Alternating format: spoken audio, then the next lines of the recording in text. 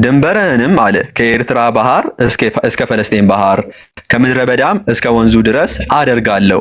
በምድር የሚኖሩትን በእጅህ እጥላለሁና በፊትህም ታባርራቸዋለህ ይላል።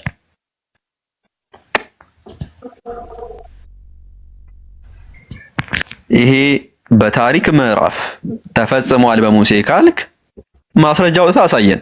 ካልተፈጸመ ደግሞ this is false prophecy ሐሰተኛ ትንቢት ይሆናል። ይህንንም ቃል የተናገረው እግዚአብሔርም ሐሰተኛ ይሆናል ማለት ነው። ከይቅርታ ጋር ይሄንን መልስ ስጠን። ይሄ ትንቢት በሙሴ የታሪክ ምዕራፍ ሙሴ እዚህ ምድር ላይ በቆየበት ምዕራፍ ውስጥ መቼ ነው ይሄ ትንቢት የተፈጸመው? ስዩም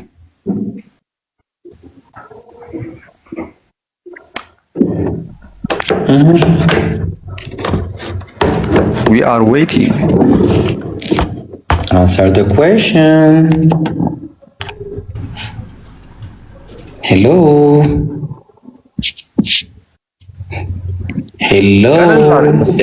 ቀለል ላድርግለትና እኛ እናብራራው ወይንም ችግር የለውም። በዛው በዘመኑ ሊሆን ይችላል።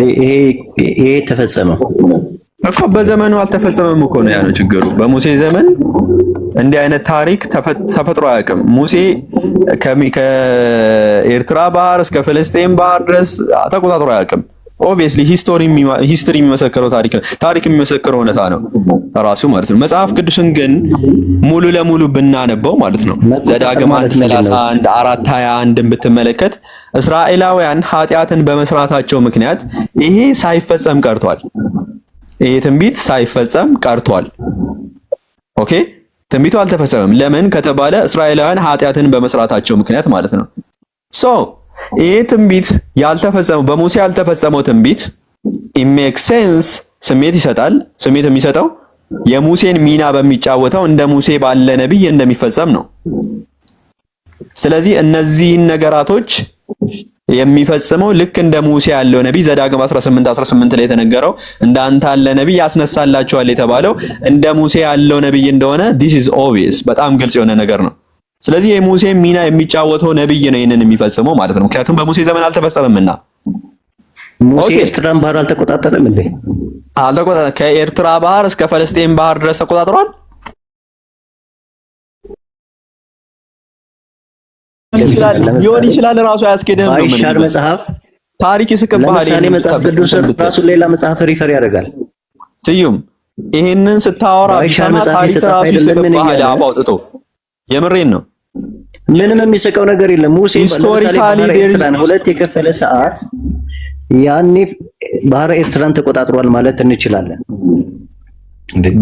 ኖ ሲጀመር የናይል ወንዝን ነው አንደኛ ደረጃ። ሁለተኛ ደረጃ ደግሞ ማለት ነው ይሄ ሙሴ ባህረ ኤርትራን እያለ የናይል ወንዝ አንዴ ሙሴ ከኤፍራተስ አንስቶ እስከ ሜዲትራኒያን ሲ ድረስ ይሄ ሁላ ማለት ነው ይሄ ሁላ ምድር ተቆጣጥሯል የሚለው ብሮ ታሪክ ላይ አልተመዘገበም። በታሪክ በሂስትሪ የለም እንዲህ አይነት ታሪክ ማለት ነው። ሰምተንም አናውቅም የለም በሂስትሪ ታሪክ ራሱ ይስቅብሃል አፉን አውጥቶ እንዲህ ስታወራ ቢሰማ ማለት ነው። እያንዳንዱ ነገር የግድ መጽሐፍ ላይ ሊሰፍር አይገባም። ያ ሂስቶሪካሊ ትራንስሚሽን ራሱ ተማለን ነው። ትውፊት ራሱ የለም እንኳን ጽሁፍ ትውፊት ራሱ በአፍ የሚነገር ነገር ራሱ አይደለም። ይሄ እስራኤላውያን በታሪክ ከኤፍራተስ ወንዝ እስከ ሜዲትራኒያን ሲ ተቆጣጥሮ አያውቁም። ዛሬ ድረስም የሚለፉበት ምክንያት ይሄንን ቃል እንፈጽማለን ብሎ ነው። በእግዚአብሔር ቃል የተገባልን ማለት ነው። ምድር እንቆጣጠራለን ብሎ ከፋላስጤም ጀምሮ ጦርነት ከፍቶ ከፋላስጤም ጋር የሚዋጉት ሌሎችንም ነገር የሚያደርጉት እስራኤላውያን ይሄንን የእግዚአብሔርን ቃል እንፈጽማለን ብሎ ነው ብሮ። አረረረ ጭራሽ ወደ እንደዚህማ አይደለም። ወደ ማስሰብከው ነው እያወራ ያለው አንተ በአሰምሽን ማለት ነው። አይ በአሰምሽን አይደለም አንተ ወደ ራስህ እየሳብከው ነው እኮ ይሄንን ወደ ራሴ አልሳብኩትም። ይሄንን የእግዚአብሔርን ቃል በትክክል የፈጸመውን አካል ላሳየ ነው የፈለኩት በትክክል ማለት ነው። እና ደግሞ ኢቨንቱ ነን ሙስሊም የሆኑት ራሳቸው ጂውሾች ራሳቸው ክርስቲያኖች አተስቴሽንም ጭምር ምስክርነትም ጭምር ላሳየ ነው። እነዚህ አካላት ይሄ ትንቢት በማን እንደተፈጸመ መቼ እንደተፈጸመ ሊያስቀምጡላል። ሶ ቀደም እንዳልኩት ያ ጀማ ይሄ በሙሴ ያልተፈጸመው ትንቢት ኦብቪየስሊ ይሄ በሙሴ እንዳልተፈጸመ በጣም ግልጽ የሆነ ነገር ነው። ሂስትሪ መመልከት ነው ገብታችሁ ማለት ነው። ዛሬ ላይ እንኳን እስራኤላውያን የሚዋጉበት ምክንያት በዚሁ ምክንያት ነው። ሂስትሪ እኮ አይደለም መጽሐፍ ቅዱስን የሚያረጋግጥልን እናንተ ናችሁ። ኢቨን በጣም የሚያስቅ ነገር ነው ባይዘ እያወራ ያለው እናንተ ናችሁ። ሂስትሪ የምትሉት ለክርስቶስ ስቅለት ሂስትሪ ብላችሁ አፒል የምታደርጉት እነ ጆሲፈስ ታሲተስ ላይ እናንተ ናችሁ። ለብዙ ነገር ማለት ነው መነሳት ከተፈለገ ስለ ሂስትሪ ማለት ነው እናንተ ናችሁ ሂስትሪ ላይ አፒል የምታደርጉት። ይቀመጥ መጽሐፍ ቅዱስ ከበቂ በላይ ነው። ምናልባት ሰዎች ለማረጋገጥ ወይም አፕሩቭ ለማድረግ ሂስቶሪካል የሆኑ ነገሮችን ሊፈልጉ ይችላሉ እንጂ ሞር እኔ መጽሐፍ ቅዱስ በቂ ነው እኮ። በመጽሐፍ ቅዱስ ራሱ አሳየን ነው በሙሴ መቼ እንደተፈጸመ። ይሄው እግዚአብሔር ከተናገረ በቂ ነው እኮ። ትንቢቱ አለ ማለት እኮ ተናገረ። ትንቢቱ መቼ እንደተፈጸመ አሳየን። የተፈጸመበትም ትንቢቱ መቀመጥ አለበት ማለት አይደለም። ወይኔ ጉዴ! ትንቢቱ ተነግሯል፣ ተፈጸመ አልተፈጸመ አላሁ አለም።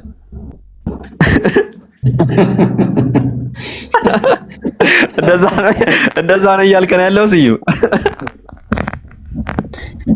እያንዳንዱ የመጽሐፍ ቅዱስ ትንቢት እኮ በዚህ ዘመን ተፈጽሟል ተብሎ ላይዘገብ ይችላል፣ ላይመዘገብ ይችላል። እሺ ያንን እንዴት ነው የምናውቀው መፈጸሙና አለመፈጸሙን? እርሱን የሚያውቀውማ እግዚአብሔር ነው።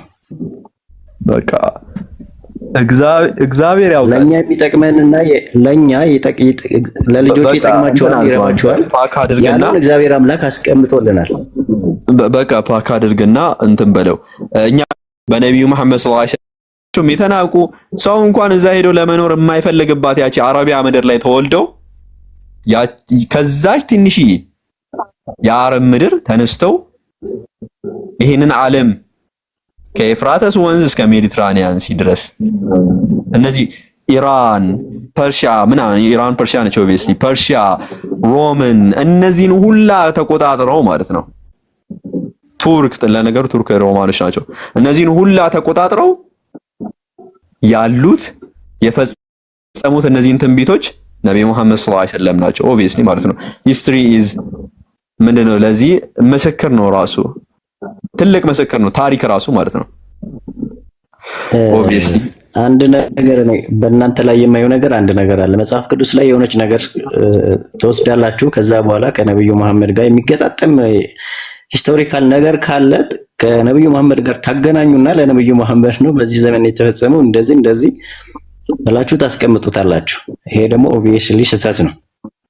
ኦኬ እሺ ስህተት ነው ስላለ ብቻ የታሪክ ስላለ ብቻ ኖ እኔ አሁን ሂስትሪ ሳነሳ ራሱ ፕሮፌሲ ብዬ ትንቢት ብለን እኔና ኢብሮዚ ጋር ስናነሳ እንዲሁም ሌሎች ወንድሞች ሲያነሱ ቢያንስ ፕሩቭ ማድረግ የምንችለው ነገር ሂስትሪ ምስክር ሆኖልን ነው።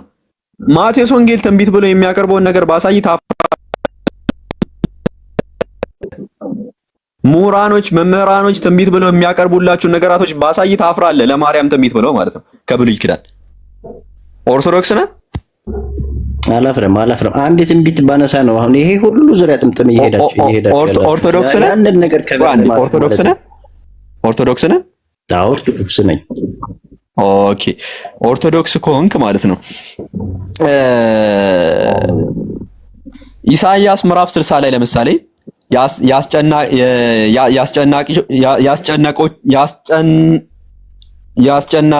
ያስጨነቆችሽ ልጆች 60 የለውም አራለው ኢሳይያስ ምዕራፍ አለው ትንቢተ ኢሳይያስ ምዕራፍ 60 ነው። እሺ ቀጥል ያስጨናቂዎችሽም ልጆች አለ አንገታቸውን ደፍቶ ወደ አንቺ ይመጣሉ፣ የናቁሽም ሁሉ ወደ እግርሽ ጫማ ይሰግዳሉ ይላል። የናቁሽም ሁሉ ወደ እግርሽ ጫማ ይሰግዳሉ። ኢብራሂም ጥቅስ አታስታውሰውም? ላይክ ስቲከር ምናምን ላይ ኦር እንትን ላይ የማርያም ስዕል ስር ይሄ ስለ ማርያም ነው እንደሚናገረው ትንቢቱ። እኔ ያነሳሁትን ትንቢት ሳንነጋገርበት አንተ ያነሳውን ትንቢት የምናወራበት ምን ምክንያት አለ? ያ የምናወራበት ምንድነው? ቅድም ምን አልከን? ፕሩፍ ሳደርግልህ እናንተ እኮ የሆነች ነገር ስታገኙ ትንቢት ብላችሁ አፒል ታረጋላችሁ አልክ መጽሐፍ ቅዱስ ላይ። አይ ከኛ ይልቅ የእናንተ ይብሳል እያልኩኝ ነው ያለሁት። እናንተ ደግሞ ኢቨንቱ ለኢየሱስም ለማርያምም ትንቢት ብላችሁ የምታቀርቡት ደግሞ ከኛ ሚዛን አኳያ ሲመዘን በጣም የሚያስቅ እና በጣም ቀልድ ነው ራሱ። አላህ ምስክሬ ነው ብንመለከታቸው ማለት ነው። አውዳቸው ስለሌላ ነገር ስለ ጣዖታውያን እየተናገረ እናንተ ትንቢት ብላችሁ ታቀርባላችሁ። እኔ ከነዚህ ከናንተ ከምሁራንና ከምሁራን እናንተ ከምትሉት ከምሁራንና እንዲሁም ከማቴዎስ ወንጌል ደራሲ የተሻለ ትንቢት ማቅረብ እችላለሁ ነው እዚህ ጋር እያልኩ ያለሁት። ነው ቢያንስ እኛ ማለት ነው እኛ የብሉያትንና ሐዲሳትን ሁለቱን መጽሐፍት በአንድ ይዘን ነው በብሉይ ኪዳን ላይ እንኳን ትንቢት ይሄ ትንቢት ለከሌ ነው እያልን የምንናገረው። እናንተ ግን ባልዋላችሁበት በሌላችሁበት መጽሐፍ ቅዱስ ውስጥ ገብታችሁ ነው ይሄ ትንቢት ለኛ ነው ይሄ ትንቢት ለከሌ ነው እያላችሁ እየተናገራችሁ ያላችሁት ማለት ነው። ስለዚህ እኛ የተሻለ አውሮ በቃ ከባድ ነው። እሺ አውሮ ቁጥር 33 ላይ ወጣ። ቆይ በቃ ቫላርን ነው አንተ። ቆይ አንድ ጊዜ ትንሽ ደግሞ ጊዜ ለሰው እንስጥ። እስኪ አነስ ልጋብዝ። ቫላርን አውራው እስኪ። አይ ቲንክ ላስት ታይም ቫላር ከአንተ ጋር ነው አይደል ያወራሁት ስለ ነብዩ መሐመድ። ውሮዬ እንዴት ነህ? ሰላም ነው? ደህና ነህ? ሰላም ነው? አናስ ሁላችሁም ሰላም ናችሁ? አለን። አንተ አይደል ማንሳሳት? አዎ ልክ ነህ። አምገነ ጊቭ ከኔ የበለጠ ሰው ልስጥ። አረ መበላለጥ ምናምን አይደለም፣ ሁላችንም ተማሪዎች ነን። ልጋብዝ መከራከር ማለት ዛሬ ስለናፈቀኝ ነው የገባሁት። ባይዘው እንደ አጋጣሚ ሳይ ነው የገባሁት። እስቲ ልጋብዝ፣ ሰው ልጋብዝ። እስቲ ተዋወቀውና እስቲ አውራው እስቲ። አናሲ እንትን ብለናል። ባይዜ ከአናስ ጋር ቫላር እንዴት ነህ? አለ አውርተናል። ደህና ነህ አናሲ? ከዚህ በፊት ይብሮ ኦኬ አለ። አልሐምዱሊላህ። እንዴት ነህ? አለን ደህና ነኝ። ምን አለ እንበለው? ለምን ጥያቄ አንቀበለው? ይብሮ ይቻላል። ያ ቫላርም ይሁን ስዩም ማለት ነው ላይክ ሙስሊም እንዳትሆኑ የሚያግዳችሁን ማለት ነው። ላይክ ቤስት የምትሉትን አርጊመንት ኦር ምክንያት ሪዝን ቫሊድ የሆነ ሪዝን አስቀምጡልን። ላይክ ሙስሊም የማትሆኑበትን ምክንያት ማለት ነው። እኔና ኢብሮ እንዲሁም ከሚል አለ እዚህ ጋራ ለመመለስ ዝግጁ ነን ማለት ነው ለእናንተ ማለት ነው። ሶ ሙስሊም የማትሆኑበትን ቫሊድ የሆነ ሪዝን አስቀምጡልን። ከዛ እዛ ላይ እናወራበት። አናሲ ወይ አንድ ነገር ለመቀበልም ላለመቀበልም መጀመሪያ ይሰማል ነው ይቆራረጣል? ትሰማለህ? በቃ አንድ ነገር ለመቀበልም ላለመቀበል ያንን ነገር የማልቀበለውንም ነገር ማንበብ ማጥናት አለብኝ። ባይዘው ዝም ብዬ እስልምናን አልቀበልም ማለት አልችልም። ማወቅ አለብኝ እኮ አይደለ? እስልምናንም የእስልምናን አስተምሮች ሙሉ በሙሉ ማወቅ አለብኝ። ኦኬ ገብቷል? የኔም ብቻ አውቄ ነው ያኛውን አልቀበልም የምልበት ምክንያት የለብኝ። አንደኛው ነገር ገብቷል? ስለዚህ ሞር ደግሞ ማወቅ አለብኝ። ቁርአን ምንድን ነው የሚለው? ሐዲስ ምንድን ነው የሚለው? የኔስ መጽሐፍ እኔ የተቀበልኩት መጽሐፍ እኔ የማምነው መጽሐፍ ምንድን ነው የሚለው? ያንተ ሪዝን የኔ ሪዝን ቫላር ከዚህ በኋላ ሞር ኦፍ ማንበብና ማጥናት ላይ ነው ማለት ነው። ማንበብና ማጥናት። ምክንያቱም እኔ የትሪኒቲ አስተምሮ የስላሴን አስተምሮ ላለመቀበል የቻልኩበት ምክንያት ባለችኝ ትንሽ ዕውቀት ብሉይ ኪዳንን በደንብ ሳነብ የመጽሐፉን ባለቤቶች ታርጉሞች ሚድራሾችን ሳነብ ባለችኝ ትንሽ ዕውቀት ትሪኒቲ የሚባል ነገር የመጽሐፉ ባለቤቶች አያስተምሩም። ብሉይ ኪዳንም ወይም የአይሁድ መጽሐፍ ስላሴን አያስተምሩም። ማንም ሰው ተነስቶ እንደሚተረጉመው ጽዮን ለማርያም ናት፣ ዳዊት የተናገረው ሙሉ በሙሉ ለኢየሱስ ነው የሚለው ቃላቶች በሙሉ ልክ እንዳልሆኑ ስለተረዳሁኝ ነው። ገብቷል አይደለ?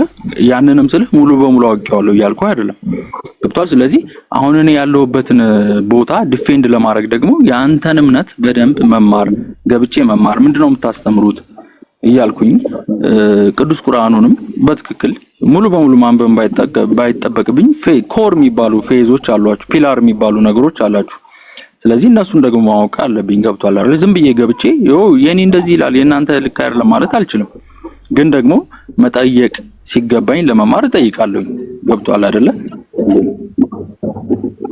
ልክ ነው አይደለም? ያ ተረድቻለሁ። ይሄ ነው በቃ ጋይስ፣ የተማረ ሰው ንግግር ማለት ይሄ ነው። ምንድነው እያለ ያለው ቫላር ላይክ ሞር ኦፍ የናንተን መጽሐፍ የናንተን ቲዮሎጂ የናንተን ትምህርት ማወቅ መረዳት አለብኝ በደንብ በይበልጡ ማለት ነው እስልምናን ለመቀበል እያለን ያለውና ኦብቪየስሊ ዳትስ ጉድ እና ካዩአቸው ሪዝኖች ያንተ በጣም የተሻለ ሪዝን ነውና ላይክ ያ ዱዓ እናደርግልሃለን። አላህ ያግዛል፣ ሂዳያውን ይስጥ። ያንን ነው የምንለው። በትምህርት በኩል ደግሞ እዚህ ጋር ያሉት ወንድሞች ልናግዝህ ፈቃደኛ ነን። ላይክ ኤኒቲንግ ኩዌስችን ካለህ ምናምን መጠየቅ ትችላለህ ማለት ነው። ሶ ኢብሮ ተቀበለኝ፣ ቀጥል ሀሳብ ካለ። እሺ ኢንሻአላህ። ቫላር ጀዛከላህ አነስ። ቫላር እንዴት ነህ? ደህና ነህ ወይ? እንኳን ደህና መጣህ። ያ ደህና ነኝ። ጉድ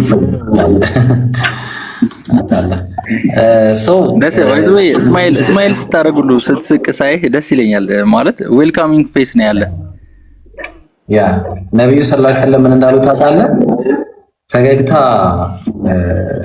እንትን ነው ሱና፣ ማለትም ኩሉ ማዕሩፊን ሰደቃ ይላሉ። ሁሉም መልካም ነገር ሁሉ ምጽዋት ነው ብለዋል። ከመጽዋት መካከል ምጽዋት ለሰዎች መስጠት ባትችሉ እንኳን አሉ በመልካም ፈገግታ ሰዎችን ተቀበሉ ብለዋል ነብዩ ሰለላሁ ዐለይሂ ወሰለም። ስለዚህ ለዛ ነው መሳቅ የምወደው። አላህ ይቀበለን እንግዲህ። እና ቫላር ሰው አንዳንድ ነገሮች ማነሳችሁት ላይ እስኪ ኢብሮ ምናልባት ቅድም መቼ ነው ሀፕን ያደረገው የሚለውን ነገር እስኪ ምናልባት እስኪ ኢብሮ ማየት እንችላለን። አዎ በዚህ ጉዳይ ላይ በተለይ ይሄ ከማን ነው ከምንድን ነው የሚባለው እንትን ከእስራኤሎች ከሀገር ከወጡ በኋላ መመለሳቸው ጉዳይ እኔ እዛ ላይ አልሰራውም፣ እዛች ቦታ ላይ ማለት እሱን የሰራው አነስ ስለሆነ በዛ ጉዳይ ላይ ከሱ ጋር አውሩ።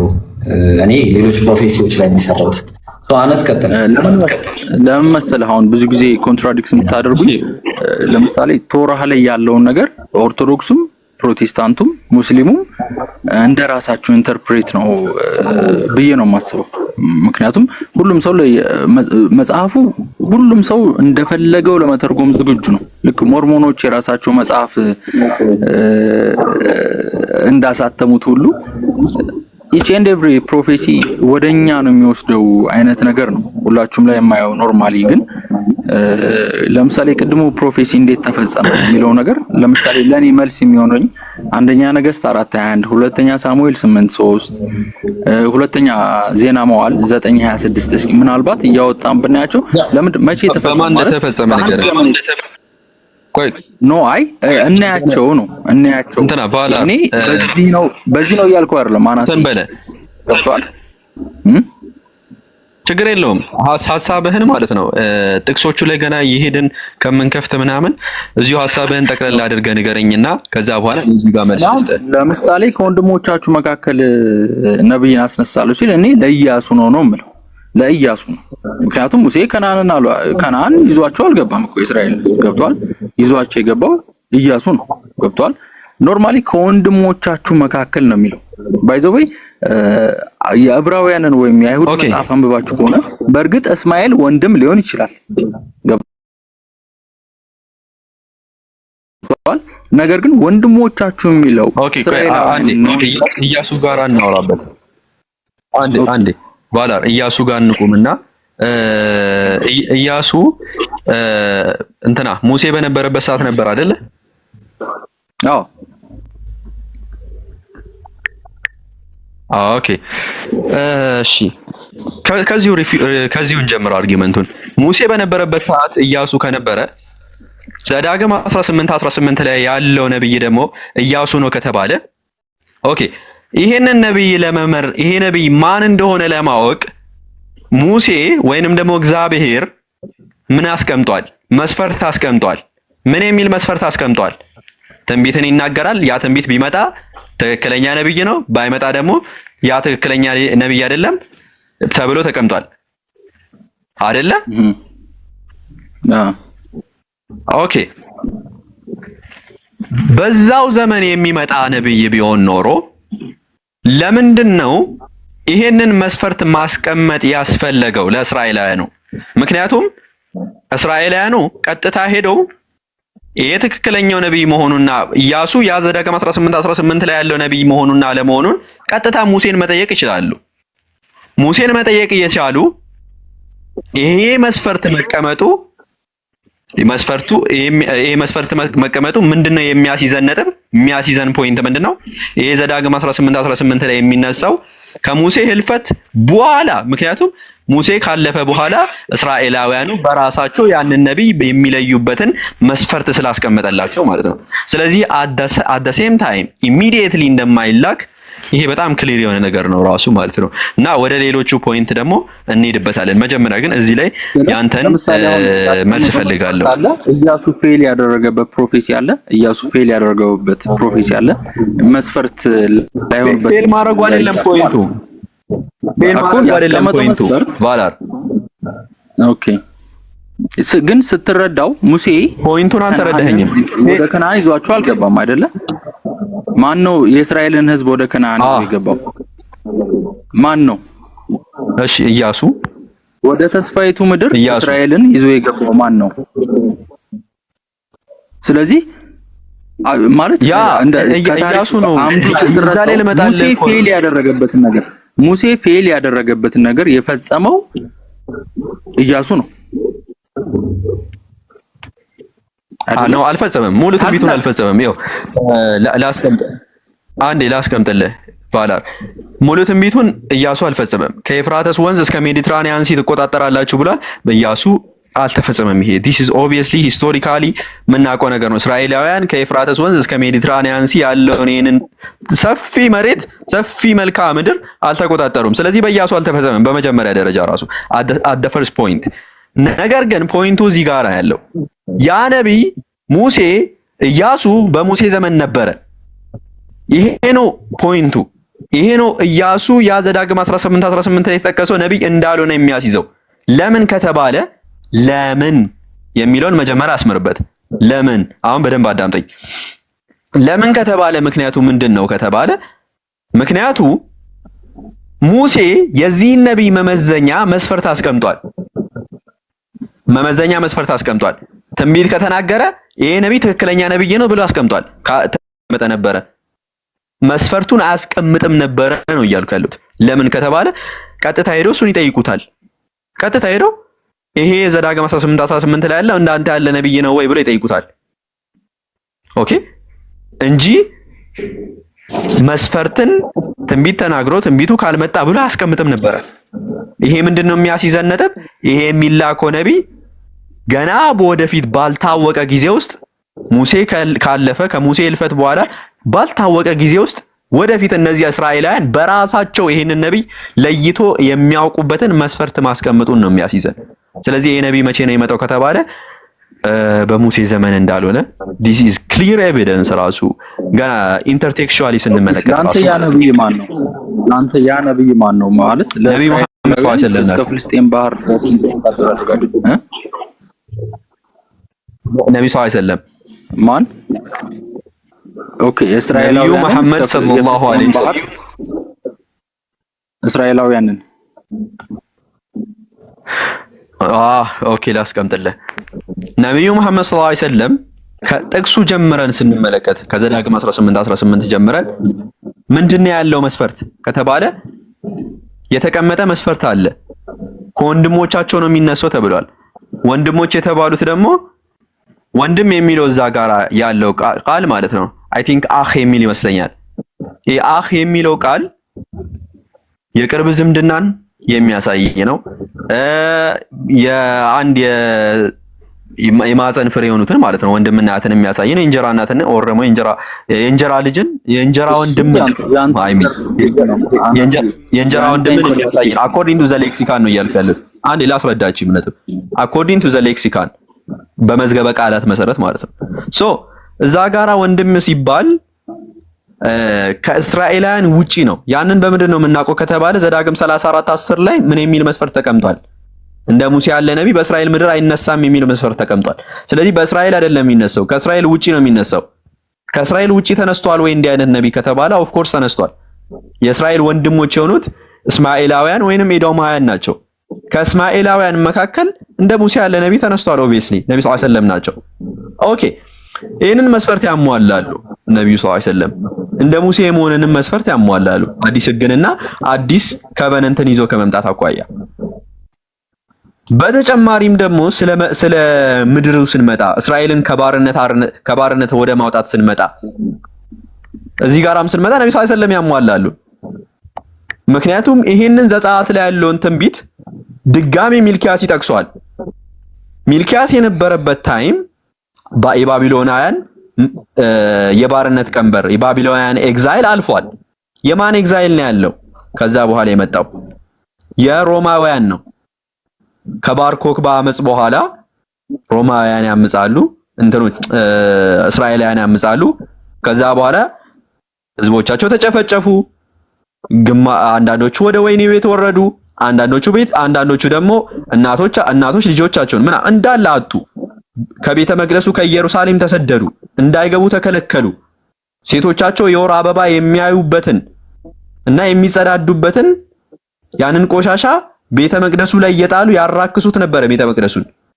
ይሄ ሁላ በሆነበት ሁኔታ ነብዩ ሰለላሁ ዐለይሂ ወሰለም በ62 ተነሱ።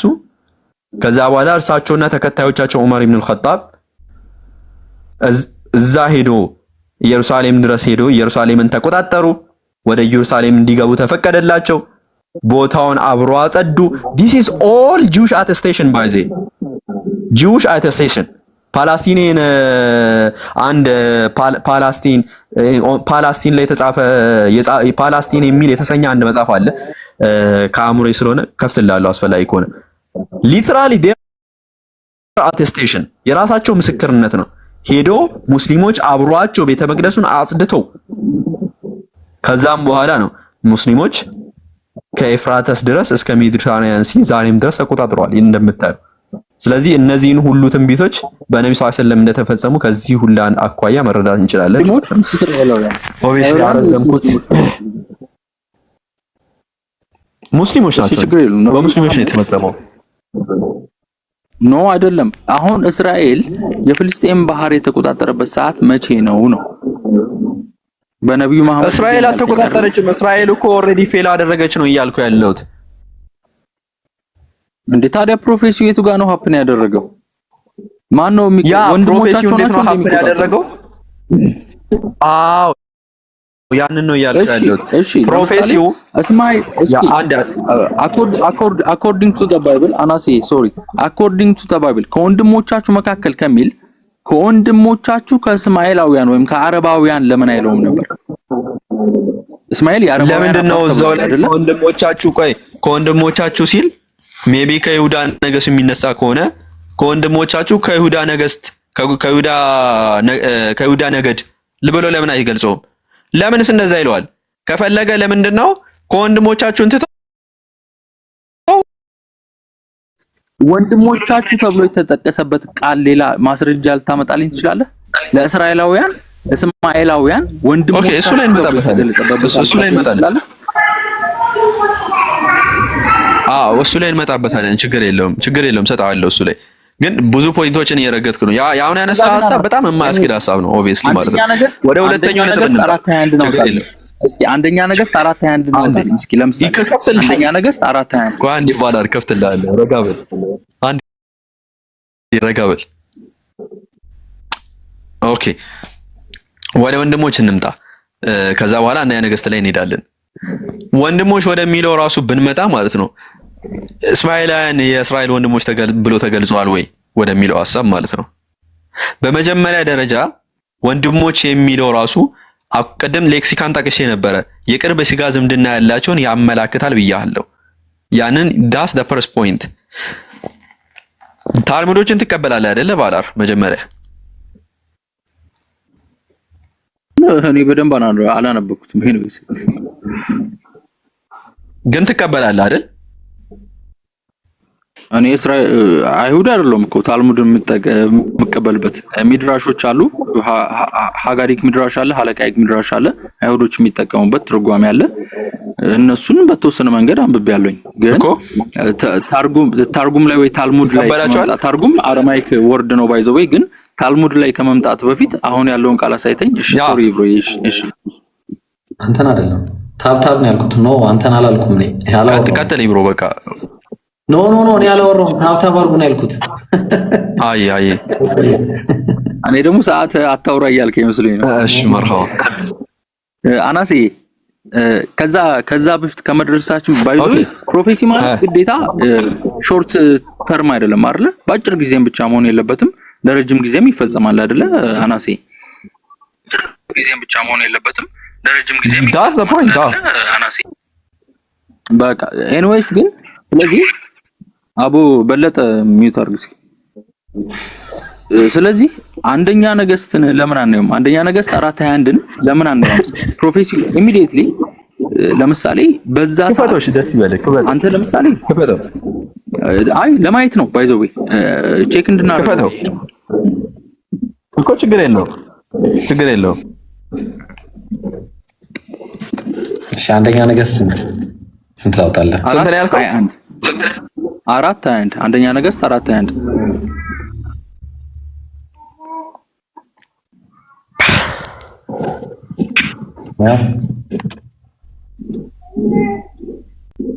ያው ምን ይላል? ላጠጣጋል አድርግልህ። ያው ሰለሞንም ከወንዙ ጀምሮ እስከ ግብጽ ዳርቻ እስከ ፍልስጤም ድረስ በመንግስታት ሁሉ ላይ ነግሶ ነበር፣ ግብርም ያመጡለት ነበር፣ በእድሜም ሁሉ ለሰለሞን ይገዙ ነበር ይላል አይደለ?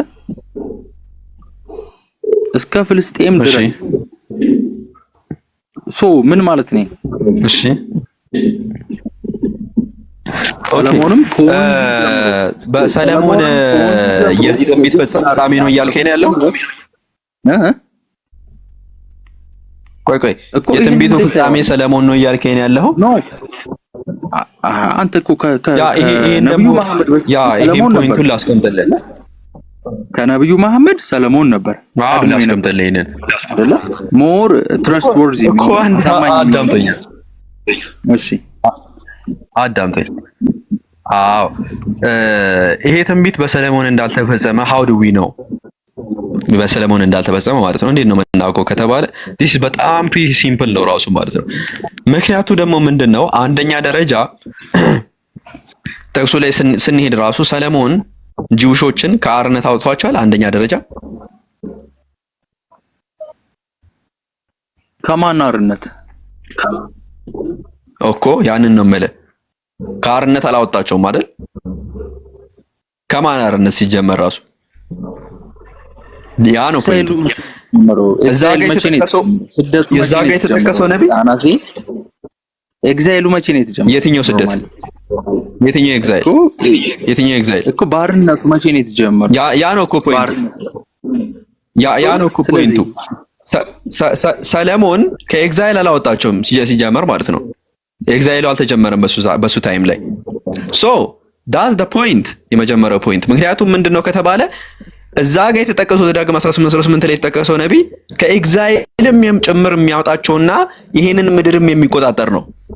ሰለሞን ደግሞ ከኤግዛይል አላወጣቸውም፣ ምክንያቱም there is no exile at his time። ሶ የዚህ ትንቢት ፉልፊልመንት ሊሆን አይችልም ማለት ነው። አንደኛ ደረጃ። ሁለተኛ ደረጃ ሚልኪያስ አጌን ይሄን ትንቢት ኮት ያደርገዋል። አጌን ማለት ነው ድጋሜ ጠቅሷል ሚልኪያስ ይሄን ትንቢት እንዳልተፈጸመ ማለት ነው። ላይም በጉጉት እንደሚጠበቅ ይሄ ነብይ አድርጎ ነው የሚያስቀምጠው። የአካል በጉጉት የሚጠበቅ አድርጎ ሶ ሚልኪያስ ዳግም ይጠቅሷል ይሄን ትንቢት። ስለዚህ there is no reason for us to think this is fulfilled by Solomon።